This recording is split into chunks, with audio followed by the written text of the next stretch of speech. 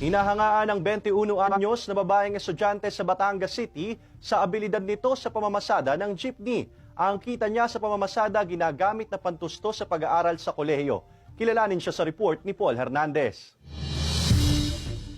Sa lansangan kung saan umaarangkada ang mga jeep na minamaniobra ng kalalakihan, may isang babaeng tsuper sa Batangas City na nakikipagsabayan at may nais patunayan. Ang 21 anyos na si Hana, isang taon na sa pamamasada ng sarili nilang jeep, nakatuwaan lang daw noong una.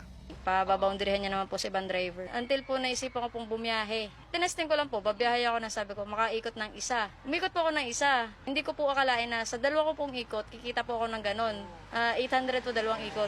Dahil sa kinikita sa pagbiyahe, natutustusan na rin ng ating super woman ang pangangailangan sa pag-aaral. Second year na siya sa kursong BS Customs sa isang universidad sa lungsod. Ang estimated time ko po nalalabas ako, 4:30 to 5. Lalabas po ako ng ganong oras, then ikot po ako ng mga dalawa.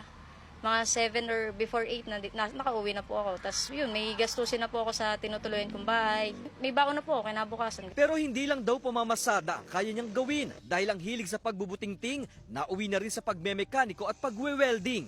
Napakalaki pong tulong niya sa amin katulad po ng marami po akong pinagagawa. Siya na po ang nagawa. Hindi ko na ho ibinabayad sa iba. Ang pagkambyo at pagpihit ng manibela, sisiw lang sa kanya. Kaya ang ilang pasahero na bibilib sa driving skills ni Hana. Nakakapanibago lang po. Ayos naman po driver. Hinahanga ko siya dahil siya ay bata pa ay nagmamaneho na. Magaling siya.